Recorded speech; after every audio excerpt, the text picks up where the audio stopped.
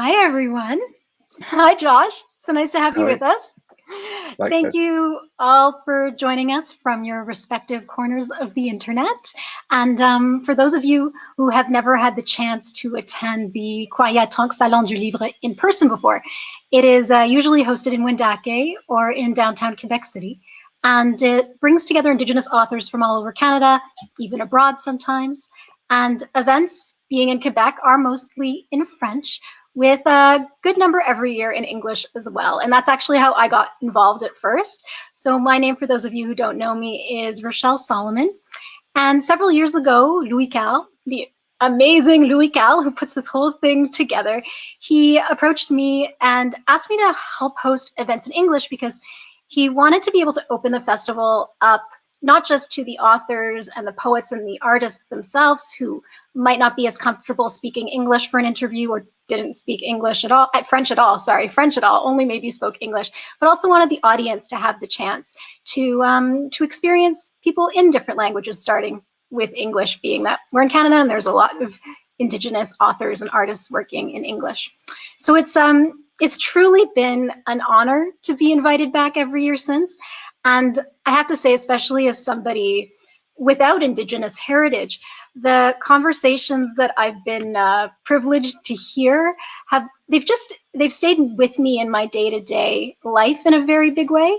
And I've made some wonderful friends who I love seeing every year on this special occasion.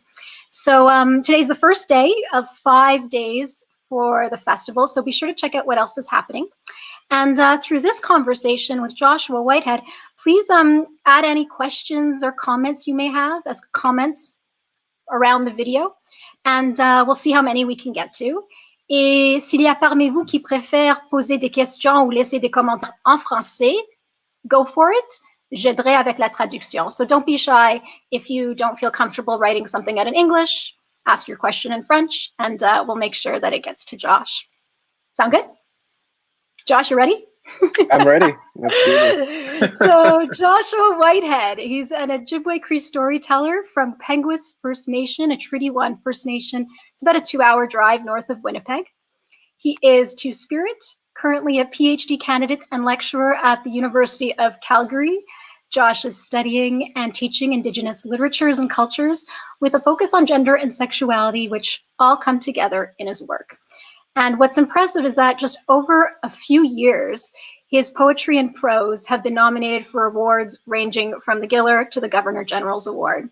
So in the time that we have together, I want to talk about his written works, of course. Specifically, I'd love for us to touch on the style of your writing in Jonny Appleseed, Josh, which was recently translated for a French Canada audience. So those of you who are more comfortable reading in French will have the opportunity to experience it in French. But first, I thought another type of style. I thought it'd be nice if we simply got to know you a little bit. And I had noticed, Josh, as I was just reading more about you and opening your books, the photos that are submitted of you for interviews or that you have as your profile photo in books, they're particularly awesome. Like they're not regular headshots. They're just they say much more than that. So that led me onto your Instagram account. And between photos of you spending time with family, friends, colleagues, Alexi, can we share some photos that I have? All right, so here we go. You have wonderful glam photos that you're clearly doing at home or, in an intimate space. And I would love for you to just talk to us a little bit about how these come together, because frankly, they're beautiful. Oh, thank you. Yeah, so most of them are done in my home. So the two on the right and left. And the headshots that I use are done by Indigenous photographers. So the headshot that I believe the festival is using and that I use quite often is done by Dene poet, erotic goddess to the gods, Tennille Campbell. Also known by Sweet Moon Photography online on Instagram. Also, she has a photographer business. So if you ever need a glam headshot, go to Tennille Campbell at Sweet Moon Photography. And the other ones are done by a Blackfoot photographer, Alana Bluebird. So we went to this little place called Fish Creek, which is about a 30-minute drive in Calgary, which sits right on the Tsuut'ina Nation, just bordering it. And we were like, this is perfect. Let's take some glam shots. And I'm a little extra, as if you haven't been able to tell. So Alana's like, okay, like we'll do a couple. And I was like, I have like 6 outfits. Like we're gonna switch things up. But the other ones are just, those are just kind of for me. So the bottom one, I'm really obsessed with country music. So the bottom ones are just kind of like Loretta Lynn inspired, but it's hyper queer, hyper femme, kind of kinky looks for coal miner's daughter. But yeah, so like cosmetics and like makeup are something that I've always kind of been drawn to, and it's been like one of my coping mechanisms through COVID and the isolation of living alone, being alone, working from home all day, every day, is just to like at night toss some music on, and lately it's been Billie Eilish. And then just like get into the vibes, get into the mood, and then have some fun in the house. Do you have a look that you like to come back to? I do like a kind of a sexy, sultry, smoky eye. Yes, that much, so, like, I could tell. The one on the left would be kind of like my kind of go-to style. And then the other ones are just kind of more fun, experimental, trying with different colors. So it's been another kind of artistic medium, I guess I would say, outside of writing. For me to process things like emotions, and then also just to kind of have fun, and then express myself in a way that's just beyond the page and beyond orality, and move into the aesthetics of the visual. It certainly is a visual depiction of blurring what's traditionally masculine and what's traditionally feminine. And I'm wondering if maybe you can introduce people who aren't familiar with the concept, not the concept, the term two-spirit and what that means. Definitely, yeah. So I also refuse to kind of get rid of my facial hair in those photos because I kind of like the blend of masculine and feminine, which is very much what I embody, I think, as a person, as Josh. But two-spirit as a term was something that was, so it's a pan-Indigenous term, meaning it's also in English, right? So it's kind of I call it like the inverse umbrella of LGBTQ, but it's just highly indigenized. So it was coined in 1990 in Winnipeg, which is from Treaty 1 too, right on the space where I'm from. I talk about that a bit in Jonny Appleseed. But basically, it's a term used by and for only Indigenous folks across Turtle Island. But there's also various other terms for third, fourth, fifth genders or alternative ways that we might call queerness now in Indigenous spaces globally as well. But here on Turtle Island, two-spirit would be a pan-Indigenous English term that we would use to describe things such as sexuality, sex, or gender from an Indigenous perspective. But it also encapsulates so much more than simply signifiers of like gay or queer, which for me almost always signal specifically gay, like whiteness and cisness and capitalism. For two-spirit, one, it could be like, my sexual attractions to whichever gender and sex. But two, it also could be my gender identity, as some of these photos encapsulate, right? It could include my biological sex. So it has permutations of transness as well. But then most importantly, it also wholly embodies community reciprocity in one's role in community too. So for me, why I used to identify as like gay and queer, and now I use two-spirit, because for me, one, it calls me back to Treaty 1. Two, it means so much more than just who I'm sexually attracted to, but it means what I'm giving to community, be those Indigenous folks or queer, trans, non-binary Indigenous folks. And so it kind of has this holistic circularity to it, I suppose, rather than kind of a hierarchy. Yeah, for sure. That I think other identifiers of queerness might have. And two, as another quick aside, like we never had words for queerness. Like we never had queer or gay or lesbian or bi in our, at least in Cree linguistic systems. These were all just kind of normalized. So two-spirit is kind of a sovereign act to bringing back these conceptions we might call queer now into the contemporary normalcy. And your debut book of poetry, it's called Full Metal Indigiqueer. It was published by Talonbooks in 2017. A few weeks ago, a book you edited has Indigiqueer in the title as well. Love After the End, an anthology of Two-Spirit and Indigiqueer speculative fiction. So what is the distinction between using the term Indigiqueer or Two-Spirit, and what's the overlap there? Yeah, so I sometimes use both. I do like Two-Spirit for the reasons I just explained. But as we are in our contemporary moment of decolonization, we still carry maybe the specter or the kind of profound injury of residential schools and various other kind of genocidal acts attributed from and by Canada and the United States.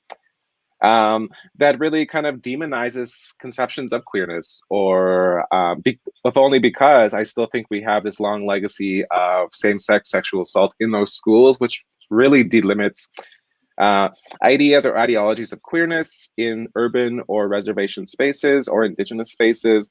And then also there's still kind of this move to be hyper-masculine, if only because those schools have infantilized and demasculinized Indigenous men.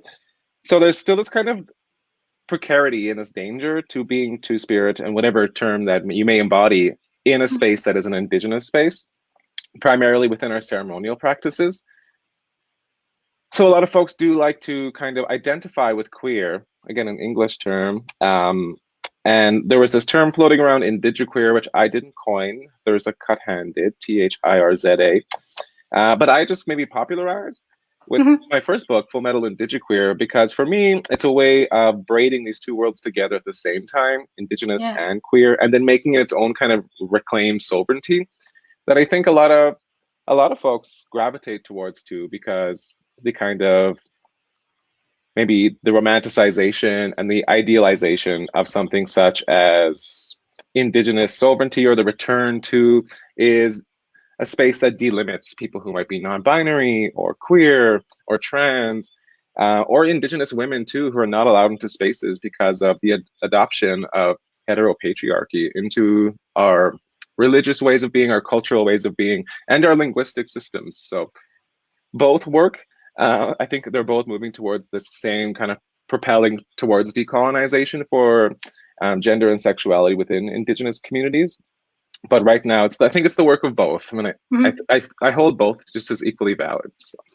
Do you? I mean, you're a writer, you're an academic, and now you've become essentially a spokesperson also for a community. How's that been going, and how do you feel having that responsibility? I feel like Spider-Man, like with great power comes great responsibility. But no, I'm a little bit of I'm a workhorse. I always say the prairie folks they're ready to work. And so within my PhD, I've released 3 books. I'm finishing a 4th of nonfiction, which will be out next fall with Knopf Canada. But for me, I've always said like literature or storytelling is just a synonym for accountability. And I really take that to heart in what I do. So like these books that I have, like Johnny in English or French, are great and they serve a purpose, but that purpose is only an opening of a door. So I've really maybe adopted, at least in 2020, to putting myself and my work on the back burner and then really trying to focus on bringing in and forward and with me emerging a new Indigenous queer or trans or Two-Spirit writers, because the space is open. I don't work in a vacuum. These people have all been kind of circulating the orality of these stories. And I also think I don't want to work in that hierarchy either of like me or someone being like the premier Two-Spirit writer. I think it should be this kind of collective. So 2020 has really been about that kind of community work, both for literature, but for various other forms of storytelling. I'm doing a theatrical project right now with this company called Fluid Fest here in Calgary, which will be debuting next month. And then just also like opening space for conversations and allowing myself to kind of be maybe a mentor, but also just a friend to folks who specifically in COVID need company or need to ask questions or just need a phone call. Right. And I think, yeah, the epitome of that in 2020 has just been like the anthology that you just quoted, Love After the End, of bringing these new writers to the forefront and sharing that space with them and not wanting to kind of be the monarch of what we call like Canadian or Indigenous literatures, right? But in keeping it as kind of this shared circle. I want to mention for any audience members who are interested in more about Two-Spiritness and learning more, as part of the festival this year, there are these balados littéraires, so a podcast series that's being released. And the episode I noticed that's being released on Saturday is called La Bispiritualité. So guests are going to be speaking in French about being Two-Spirit. So check that out if you wanna learn more. I wanted to share, Josh, the first time I heard Two-Spirit was through all things reality TV. First it was on The Amazing Race Canada, when the winning team, Anthony and James from Edmonton, they're a married couple, they identify as Two-Spirit. And then more recently on Canada's Drag Race, Ilona Verley also, and they had a whole story arc about her. I think she uses the pronouns they and them, actually, if I remember correctly. But their story arc really touched on it in a sensitive and educational way. I think for an audience that might not otherwise have had access to that kind of material. And your protagonist, Jonny Appleseed, also identifies as Two-Spirit, so out there kind of in the public space as a role model, or not even a role model, but a reference, I would say. And I'm wondering, as a younger person, did you have any access or anyone in your life or any representation of what it meant to be Two-Spirit? I think, where you grew up in a rural community, like was it talked about, or was it something that really is only coming to light more now? It was talked about, like the term was around. I'd heard of Two-Spirits as like an adolescent. But one, it was kind of, I was met with this way of pushing it to the side or making it taboo. Or the third one that I write about with most of my work is that it's always referred to in this kind of untouchable past, in that it's always referred to in the past tense, like Two-Spirit people were revered, or they were shamans, or they were important parts of community. And that past tense was always just kind of misleading to me as a person. So yeah, like it was around. I hadn't heard about it. There was a lot of like femphobia, homophobia, and transphobia when I was a kid growing up, which is why I came out later in life. Like I was like 20 when I did. But yeah, so the term was floating around, but it wasn't as popular as it is now. And there's been so much work that's been done. I remember the first time I came across it in a way that wasn't romantic or that wasn't demonized was with Thompson Highway's Kiss of the Fur Queen, which is also a Manitoba writer set in Northern Alberta, or Manitoba, and in Winnipeg. That I was like, oh my God, this is what I always needed to see and hear. So that was such a gift from Thompson, that when I was moving into like, what am I going to do in terms of like, what will I write about? It was good to be about that, because I had not seen that. I really am a strong, firm believer that we need to see ourselves in order to know ourselves. So I wanted to write these stories that would show it unabashedly, and it would show it in all of its valences, be them pained or triumphant, or sexy or hurting, and like fuse them all together, because that's just the kind of multiplicity and the complexity of being a human being. And to flesh out the term a little bit, at least how I knew it, in the limited capacities that I do. So yeah, I started writing these. But it's interesting now for me to see as a 31-year-old, is just like the popularity of the term, specifically with Indigenous youth, and on these really popular channels like The Amazing Race, the winners of that, the Two-Spirit couple who got married and had like the best wedding outfits. I don't know if you saw. I didn't see. I was like, this is goals, so Google that later. They looked amazing. And then Ilona on Canada's Drag Race too. Being on there, and it's just like watching Twitter kind of blow up, like the Two-Spirit Twitter, being like, oh my God, we have this person here. We're going to protect them with everything we have. And Ilona just became this like beloved idol, I would say, for Two-Spirit people right now in Canada, at least. And the fact that kind of like the Drag Race kind of machine didn't, use that as a kind of a buffer, or didn't really kind of delimit it. I was like, this is perfect. Yeah, it was handled beautifully. It was just presented as like part of anybody's life. Like, it was wonderful. Yeah. So good. And then Yeah. I would say right now, I notice it a lot on TikTok, or like Indigenous TikTok. There's so many amazing like Two-Spirit TikTok artists who make me laugh every single day. So I'm like so blessed that we have TikTok. It's getting me through COVID, and primarily Two-Spirit TikTok. It's the bomb. So check that out too. Oh my gosh, I love that. So Jonny Appleseed, the protagonist in Jonny Appleseed, is Two-Spirit as well. And you mentioned the word sexy before, and this is definitely what I would qualify as a sexy book. I've never actually read anything quite like this before for a number of reasons. One of the primary reasons really is the style that you approach it with in terms of your writing. It certainly breaks a lot of conventions that when you pick up a Canadian novel you might be expecting. I'm hoping you could read it for us, read a passage for us. But as I was reading and being constantly surprised, for example, that there is no particular plot that runs all the way through, Yeah. I'm hoping you can summarize for us, you know, when you do your little kind of elevator pitch, not that you really need to do it much now, but how do you summarize the novel to people who just ask in a few words, what is this about? Basically, yeah. People could like, this is not a novel. There's no plot. I was like, it's not a Western novel in terms of the Western convention that is Canada. Right. I think of it as like a photo album. So when the folks ask like, what's it about?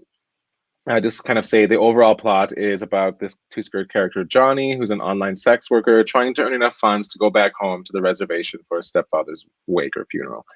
And that's the plot. That's the bones of it.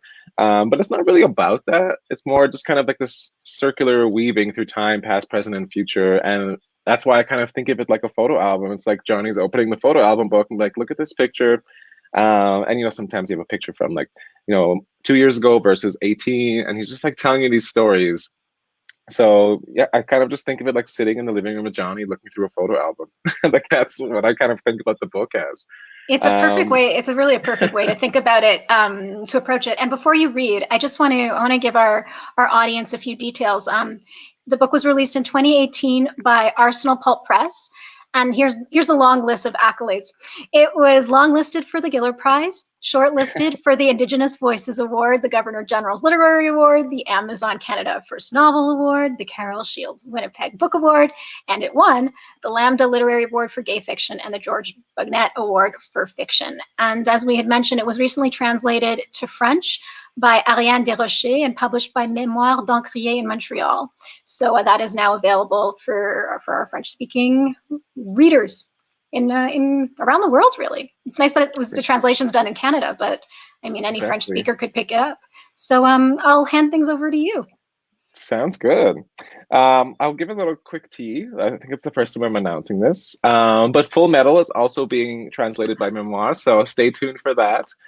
Good luck to whoever has to translate that, because it's hard enough to do in English. My copy editor hated it doing it. There's so many colons and dots. So that'll be a fun one. I'm excited. I have I have a huge respect for translators in general, but a special respect for translators who approach poetry, because poetry is just a whole other beast. Oh, it is. It's something. Yeah. So I'll read this passage. It's a dream sequence from early in the novel, page 34. Because I think we're all in this weird state of having like stress COVID dreams and maybe even apocalyptic ones. So I think this is fitting. I have this reoccurring dream where I'm standing on the shore of the ocean. The sky is dark at the edges, but lit by the glow of the city behind. The water is a rich black blue in color, and when it washes over my feet, I see all sorts of things in it. Mud, grass, even blood. The tide is retreating. There are dead fish, aluminum cans, and metal bolts lying in the wet sand, which shine in the glaring light of the city. But the water is not calm. It retreats only to gain momentum, and the sea foam is no Grecian thing. The froth bubbles black with grit and oil, burning holes into the land. As the waters retreat farther, I see a dark wave rising on the horizon. Every ounce of the ocean's strength is contained within the wake, and the city is panicking now. I hear air horns and blackouts and screams as loud as bombs. And there I am, lone brown boy, naked on the precipice of the end of the world, the soles of my feet burning in the residue of an angry beach. Turtles scurry between my legs and become boulders on the sand, holding steady onto their own. I hear the doom song of orca, wolves, and bears all around me. The cacophonous cry of an animal feeling death, like the texture of gauze sticky with blood and stone. A multitude of birds take flight towards the wave, carrying sticks, grass, little rodents in their claws. They are going to fly over its crest and make a new home, somewhere over there in the distant west beyond the wave. Suddenly, a large bird, an eagle perhaps, digs its talons into my clavicles and lifts me into the sky. But it doesn't hurt, as there are grooves in my bones, grommets even, for these claws to fit in, like a toy in an arcade machine being lifted by a claw. And higher we go, the colder it gets, so I climb onto the eagle's back and nestle in its feathers. The great wave is nearing, and the skies are now red from a silhouetted sun, flashing lightning. Rain, hail, and winds peck at our faces, but we push on through the storm. The wave is higher than we expected. The great bird won't make it. It'll have to pierce through the crest of the wave. The winds are strong enough now that they yank out my hair and scoop out handfuls of feathers from the bird. We are weathered, worn, both of us bleeding in the sky. And I decide, if we are both to live, that I must shield the bird from the impact of the wave. So I climb higher up on its back and wrap my torso around its head, tuck my legs beneath its stout neck, pull my body tight against its, then lean in and whisper with gentle kisses, "It's okay, it's okay." Then, with a great flap of its wings, we shoot through the crest of the wave. The coldness of the water stings my flesh. The pressure and force rips open my back as if it were a zipper, and the debris that churns inside the wave bruises our tired bodies. We emerge on the other side, both a bloody mess, both a sad scalped sight flying through the sky. We ready ourselves to find a promised land on the other side with the Fur Queen and Whiskey Jack waving us home. But instead we see that the water has not calmed, and there are waves as far as the eye can see. The waves are coming. They are here to take back what is rightfully theirs. We are all due a thunderbird and Nanabush both. Seeing as we all got the COVID alert today, which scared me. It scared me too. I was like, what now, 2020? Oh, that's so true. That's so true. I have to say, Josh, I'm struck listening to you read. Here, I had kind of had the thesis in my mind of wanting to talk to you about style. And you read your work with style as well. And there's not every author who's talented and writes beautifully who can perform their work in a way that's engaging and brings a voice to it. Did this come naturally to you, or I mean, you're so close to these words that they come to you in a very natural, organic way when you speak aloud, or did you have to work on all the presentation stuff around reading your work to an audience?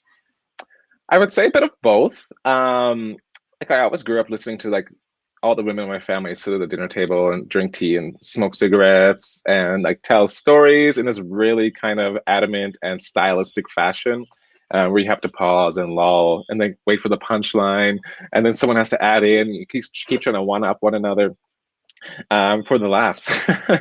I was good at it, but I wasn't as professional as those women were.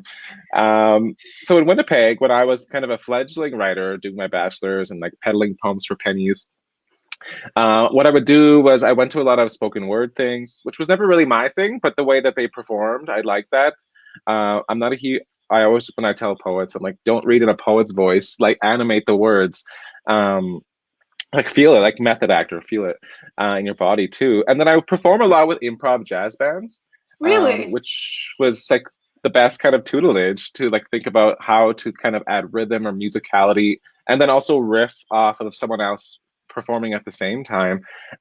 So that was like kind of my schooling, I would say, in trying to think about how to take these words, which are on a page and flat, and turn them into music notes, I guess. And I also used to play tenor sax for 7 years. So I think all that kind of culminated into the reading voice that I have now. Yeah. Well, it's, I mean, I hope you one day get the opportunity, if you haven't already, to do audio recordings. It'd certainly be interesting. I would love to. So stay tuned for that too. So I think it's interesting to hear your musical background, and that these are things that you've put thought to and have experience with, because Jonny Appleseed is so non-linear. So there is a musicality there in a way. There's a stream of consciousness that maybe lends itself more to music than sometimes with writing. It's written in first person, and you mix languages. There's this sense of time, but also not this sense of time. In fact, like the way even you break up the book into short little sections, it made me think of a diary, even though it's not a diary at all. It has that sense of first person. This is my story. This is what I'm thinking. Maybe it's not meant for everybody. I was hoping you could tell us more about that approach of deciding to, as we were talking about before, there's this plot, but that's not really the actual story here. Can you maybe lean a little bit more into that and the decision to like break certain conventions that a lot of readers are just used to? Yeah, I would say it all start, like I've always been doing kind of creative writing classes in school, and then moving into post-secondary. I did a creative writing minor in my bachelor's, did some creative writing in my master's, and then focused that on my PhD too. And a lot of times we were like asked to read the greats, the canon, which like now looking back, I was like read Whitman and Shakespeare and Dickens, which I take to task in my first book, Full Metal, because I was like, I hate these books. They're not teaching me anything. And it wasn't until I came across Toni Morrison in my master's that we read Beloved, and that just changed everything forever. Because I was like, oh, like you can tell a story that doesn't follow the kind of, the standard rising action, denouement, climax, right? Which is so straight and so linear and so kind of colonial. When I was thinking about how would I produce a novel, I was like, how could I like, one, queer it so it's not so straight and straightforward, and then two, like how could I indigenize it? And for me, the best way to do that was to write like I talk, like we talk, right? Where when we want to tell you a story and say that something that happened last week and why it's funny and why it's so meaningful, we have to go back into like how all the little pieces that make this story, the fragments that make this story whole and funny and resonant, requires all of those little stories that might have happened throughout someone's entire life, right? So say something happens with like a mailbox or something, you're going to have to require all the mailbox stories that ever happened in that person's life so that you get the full resonance of like that story's impact on a person. And this is just how like most people in my family talk. Like something happened last week, but this happened to a friend of mine, Jim, and Jim told me this, and this happened. And then it's just like, it's this full kind of epic orality that when I was writing, and I'm trying to write Jonny, well, she started as a short story, then novella, and then became a novel. I kept trying to write in like this kind of prosaic fashion where, you start with a bit of perhaps some type of crisis and then you work through it.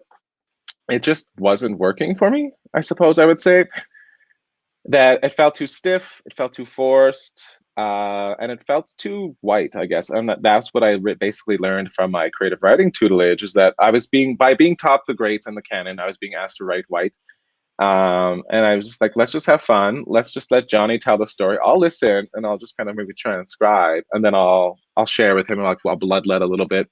And so, yeah, I just kind of let Jonny tell a story as Jonny would tell the story.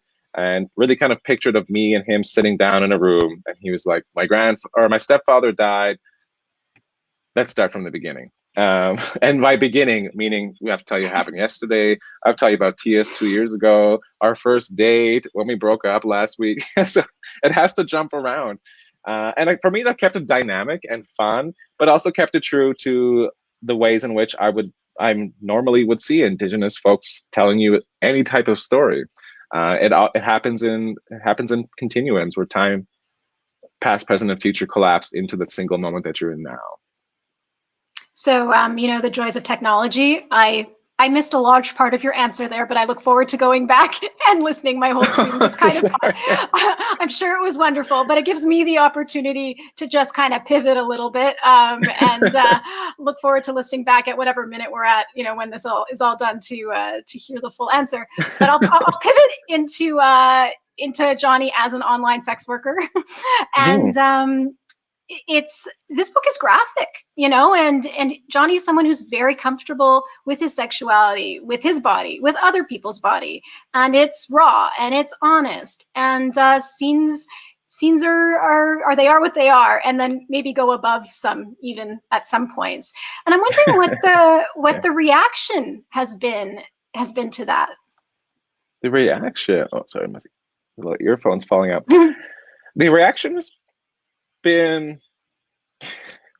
pretty good, fairly good, I would say.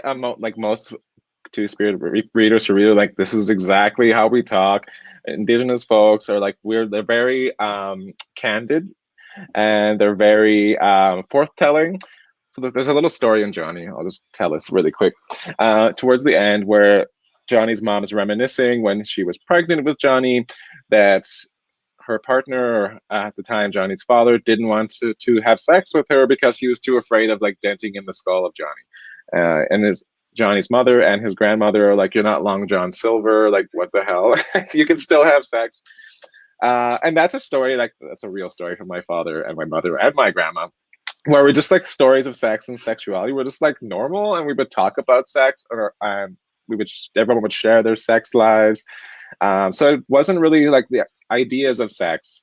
Sexuality maybe is a little different, but sex at least was something that was it's normalized, at least from Peguis, where I am from, where like we don't shy away from those topics. Like we're all thinking about it, we all do it, we all want it. Why make it so taboo? So with the Indigenous readers of Jonny, they're like, this is normal. We take it as it is, face value. But there's been some readers, maybe some older readers. I also kind of joke that my kink is to like have a glass or two of wine and read my Goodreads reviews. And that's where I see some of the people be like, this is very graphic. Like this, there should be like a rated R rating for this. But it's funny to me because I can turn on television or I can read any book, YA or adult, and see graphic depictions of heterosexual couplings on anything really, like internet, television, video games, books, graphic novels. Like it's so normalized and permutated everywhere that anything that moves outside of that border of heterosexual normalcy becomes like, oh, this is graphic, this is dirty, we shouldn't be talking about this. Meanwhile, I can go pop on Broad City, which is kind of a queer-friendly show, I guess, and queer-aligned show or something like that, and just like have talks about or see episodes entirely dedicated to like straight sex. So with Jonny, I was like, you know what, I'm just going to normalize the kind of the messiness of queer sex, but the kind of the passion of it too, and the ways in which sometimes it's like beautiful and embracing, and other times it's just kind of instant gratification and leaving. Because queer folks know this, like we talk about this all the time. So I was just like, I'm gonna write it in a way that's maybe it's not so like Sex in a City or Queer as Folk, but it's like happening on a reservation in a small little shack, or it's happening in this kind of dirty rundown place in the Exchange District of Winnipeg, right? It's not glamorous. Maybe it's kind of the underbelly of queer culture, hookup culture, or queer sex. But I wanted to show it because that's the life I've lived. That's the life I've shared with Jonny, as like with the umbilical cord maybe we share. And I wanted to put it onto the page to show Two-Spirit youth that there is this whole range of power and disempowerment in the acts of vulnerability we call sex, right? It's interesting. I like that you describe the umbilical cord to you and Jonny, because I think this is a novel. This isn't a memoir, and I think that's an important thing to highlight. And I think that a lot of the author can be lost in a book, especially a first-person narrated book. So if are there other parallels that you shared the story of your that's a true story. Are there other real parts of you that you see in Jonny, keeping in mind Jonny is not Joshua? Some people forget that. I've been on a few dates where people have called me Jonny. I was like, oh, my name's Joshua. But yeah, I think of like Jonny, and I think this is what happens with a lot of queer writers, or even women writers, or BIPOC writers, or any intersection thereof, is that we can write these books, and it's clearly denoted a novel. But people who interview me, or Q&As, or people I meet who know these books, really kind of read it as memoir, like confession. So I'm thinking about this now with my new book of nonfiction, but like kind of calling it like literary voyeurism, in the ways in which people expect, because they purchased Jonny or any other book by any of the aforementioned identity category writers, they paid $18.95 and they have full unlimited access to not only Jonny's life, but also Joshua's as the person.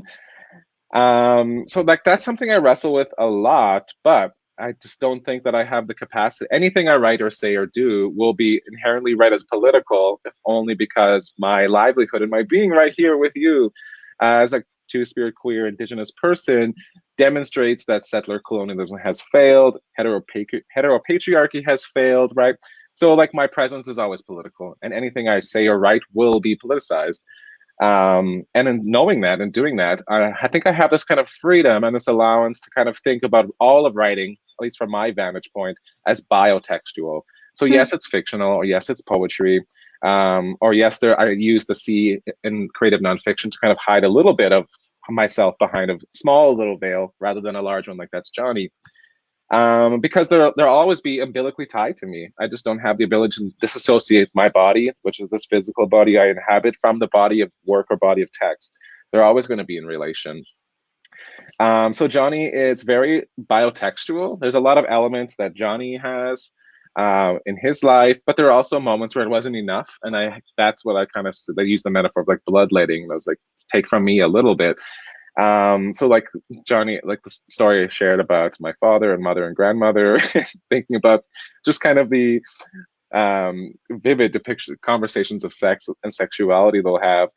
But yeah, there's lots of little maybe Easter eggs. Like if you know Joshua the person, you'll know what's real and what is actually from Josh in Jonny's life. And I'll leave that to people to determine, but like I'll just share one, like Jonny's loss of virginity scene, where this college boy comes and is drinking red wine and everyone around him is drinking Budweiser at this res party. And they go into the basement and put this mattress up against the wall. That was mine too. And the rest I will leave to folks to like befriend me, figure it out. Maybe you can make a Nancy Drew podcast. I don't know. Well, I can't help but think of what a big few years it's been for Jonny, but how big the past 4 years-ish have been for you, right? Like, kind of shot out of academia and doing your own studies and publishing things here and there, but really into a public spotlight. And awards tend to do that. You kind of, get you attention, and then you're there to kind of fend for yourself. I'm wondering, I want to get to some questions that the audience has been sharing, but I'm wondering what it's been like for you. You're still working on your Ph.D., you're teaching, you're in classes, and now your books are appearing on course syllabus too. So people are using what you're writing as a tool for teaching. And what is that? What is that experience like? Yeah, it's confounding. It's a range. So I kind of remember the day everything changed a little bit. The big kind of first crest was when Full Metal was nominated for a Lambda Award, which is the US, like the largest LGBTQ awards that you could win. And it was nominated for the trans poetry category. I withdrew because I was like, I'm not going to take this space up. And then so like people, I guess, Joshua Whitehead as a kind of public figure persona, which is different than Josh. Joshua and Josh are also kind of different people. It's like this bifurcation of people in my that is me in my life, I think now. Jonny, Joshua, Josh. But yeah, I remember waking up, and this was in 2018.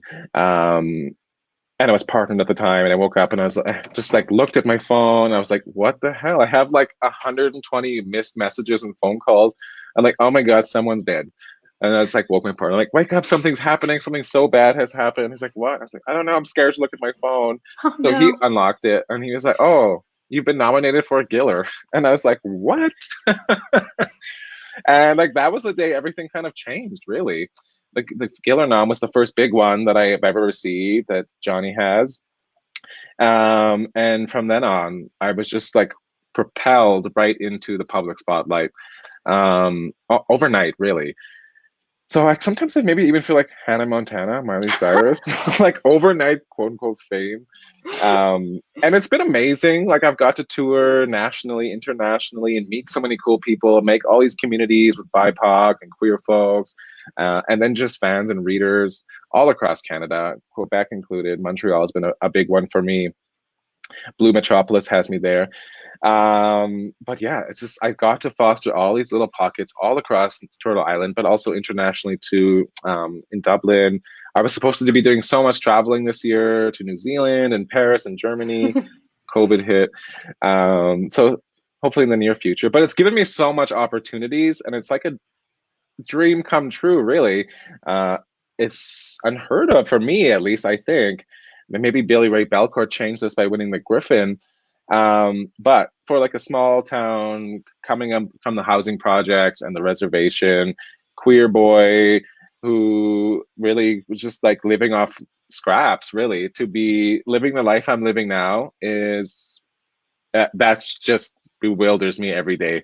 So I'm internally grateful. On the flip side, though, it is exhausting, especially with all the other things I'm doing. It does require a lot of emotional and physical and spiritual energy too.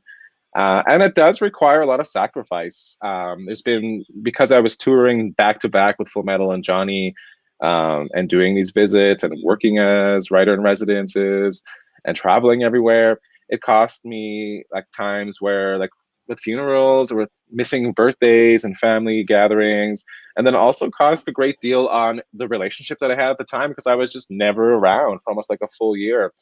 So it's a little rock and roll, I guess I would say, in terms of how you can be rock and roll in Canadian literature. It's amazing, but now that I have the kind of the fortitude and the foresight to see what it costs, I'm able to set boundaries around that too. I want to get to one of the questions that come through from people who are listening at home or in their cars or wherever they're listening these days to literary festivals. This one comes from Shane Michael. And Shane writes, queer and two-spirit related themes are more common in English works than in the French community. Did some of those works inspire your writing style? And do you think the English Indigenous queer and two-spirit wave will help emerge more French Indigenous works? Yeah. So I'm not really well versed in French. Like I've taken like I was telling Rachelle the other day we had a phone call. I was like, I take like 9 years of French. And I can get by mildly in Quebec, but I can like get to the bathroom. I can find a library, and I think I quoted Moulin Rouge and Jonny Appleseed, so I can ask for a threesome. That's about it. But I have read French translations of writers like Nicole Brossard, and doing some of my kind of poetry classes in the past. That I'm really fascinated by the idea of translation. So Jonny does this a bit in my forthcoming book, Making Love with the Land. It's just the nonfiction I was telling you about. I work a little bit with French translation, Latin, English, and then Cree, and then mix them all up, because in those kind of the intermediary space, the liminal space between meaning, noun, and definition, and then the historical etymology of it, there's so much room to play. It's such a playground. And I saw that working with specifically on the French translation of Jonny with Memoir and Ariane, in just like how much more meaning was opened up in as we kind of used like my Cree in English and her English, and she really wanted to kind of use a Quebecois kind of slang French version that was truer to the tone of Jonny. And there was just like all these beautiful little pockets that opened up between in this liminal space between English Jonny and then French Jonny, that I'll forever be grateful for. It taught me so much about my own book. Like I think my translator knows it probably better than I do at this point. Were you able to be very involved in that process, or did you really leave it to her to figure things out and approach you if she had questions? So it started like that. And then the publishing house for the French version paid for her to come out here for a week. So she was in Calgary, and she had this little Airbnb down the road from my place. And we would get together every single day for like 6 to 8 hours and talk about the book. And I remember she came with Jonny, and there was like, must have been like 150 little stickers in here for questions she had and little tiny details about how could I translate this. like the popular slang "holy hell" that Jonny uses a lot, which I do too, and has meaning for me. It's like, oh, like it's a way to like decolonize this idea of hell because you're making it beautiful and holy. And at least from Treaty One, they love that word as a kind of a slang or a side. And she was like, how can I need to know this like full meaning. So she's like, Josh, like, where does that come from? Like, why do you say holy hell? And I was like, no one has ever asked me that before. And I don't know. So I had to like go home, ask talk to questions. like a bunch of people and be like, why did you say this? And that's kind of the answer I came up with. I gave that to her, and then she kind of permutated this new way of saying it in Quebecois French. So it's just like all these beautiful little pockets. And we sat together for a week. We would get a pint in the evening, get a burger, and just talk and talk. And I learned so much about my own characters and my own writing style through kind of the reflection of the translator, that it's probably like one of the best writing experiences I've ever had. Just to kind of go like page by page, and sometimes even noun and verb by noun and verb throughout the entire book. It's a really interesting way and smart way, I think, to like think about writing and editing. So I'm so grateful to both the publisher and to Ariane for translating this. And it's my hope. I know Memoir and Ariane are working on other Indigenous texts that they want to publish. I'm hoping, it's my hope, that this will be perhaps a buffer or one waypoint into the kind of furthering of like queer and two-spirit Indigenous works being written, translated into French, but then also being written from the French language itself first and foremost. And I'm waiting for that day. I'm ready for it. I'll bring all the glitter I have. And you'll do a smoky eye. I'll do smoky eye. I'll come to Quebec. We'll have some fun. Our time together is coming to an end, but you know, when we briefly touched on Canada's Drag Race and just Drag Race in general, I'm a big fan. I think RuPaul is amazing. I was thinking you were describing being a young boy growing up with not much, you know, in a rural community. And you know how you might kill me for doing this, but you know how at the end of the season of Drag Race, like when there's like the few finalists that are left, it might even be in the finale or the pre-finale, RuPaul does this like, it's just to make people cry, you know, pulls up the photo of the young contestant and then says, what would you today say to young? And then there's this cute little, you know, the cute little boy instead of the beautiful drag queen. What would you, if I was holding up a picture of little Joshua, you know, like just, it comes back to really me not getting over, like the past few years have just been like huge in a professional way for you, which I imagine is also just a huge personal thing. So, I mean, what would you say if I was like, here, I don't know what to hold up. I can hold up my lip balm. Hold up. What would, and I can't fitting. Yeah, exactly. And I don't have the pizzazz of RuPaul, but Joshua, what would you say to young Joshua if, you know, who's 10 years old and living in Selkirk and about like what life is going to be? Interesting. Let me go get a whole box of Kleenex. Just I just don't want to have to lip sync for my life. That's the after show. Anyone who wants to stay on the feed, yeah, we can do that after. We're gonna have Untalked. You know, we'll have some champagne. All the tea will chill. I guess like what I would say, speaking to myself or any young Indigenous youth who may be queer, non-binary, trans, or two-spirit, is, I guess what I would say is I was so terrified of like wanting to kind of break any borders or of gender or of sex and sexuality. And I sometimes let people make decisions for me on that behalf or define myself on my behalf from their conceptions of like who I should be. And this is primarily from the men in my life who really were trying to train me to be a hockey player at one time. I can't even skate, so I would have to like push this little like chair across the ice and would fall all the time. I was like, I don't think this is working. They tried to make me to be a hunter, which just isn't my thing. Like I can hunt, but it's not my I just hated guns. And then they pushed me or pressured me to joining in my small town, Selkirk, which is a steel town. We have this large steel town business, and it was called Black Cat Blades. They tried to push me into. I ultimately quit because after like 1 week, because like all the jokes that would happen in the lunchroom were like, oh, like I slept with a derogatory word name for an Indigenous woman last night, blah, blah, blah. And I was like, I just can't do this.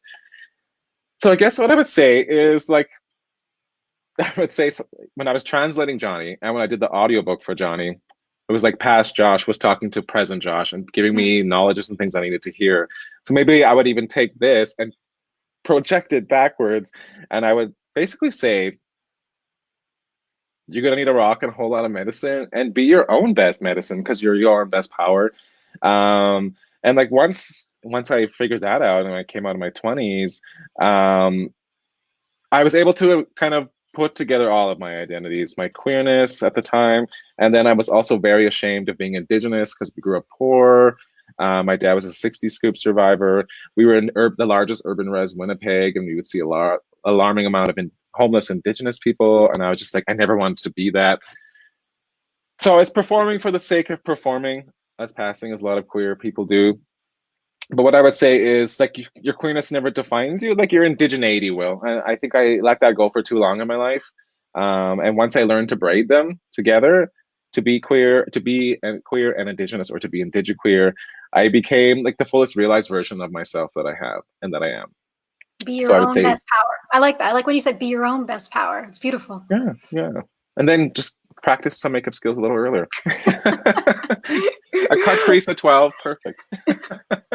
Joshua, it has been a total pleasure to have you joining us all. And hopefully we'll be able to do this all in person at a future event as part of the Quahadonk Festival. So thank you so much. And yeah, anyone who wants to dial us up later for some lip syncing for your life, I think Josh is available. Yeah, practicing. Rachelle, what song would you lip sync to if you had to? Oh my gosh. Some Aretha Franklin, maybe. You really can bounce around the stage with that, and it's like you get, something old and like memorable. Yeah. You can. I love it. What about you? Quick. I think our mutual friend Darrett's here, but I've listened to a lot of Celine Dion. So I would Celine. I would also lean towards some Celine. Yeah. Okay. Hi, Darrett. And thank you. If you don't mind, do you want to hold up the two books again, so people who are looking for covers specifically in French? So the French is the blue, and the English is the black. I feel like I'm on Price is Right, like showing the prizes. I love it. Okay. Goodbye, everyone. Thank you so much, Bye, Joshua. everyone. Thank you.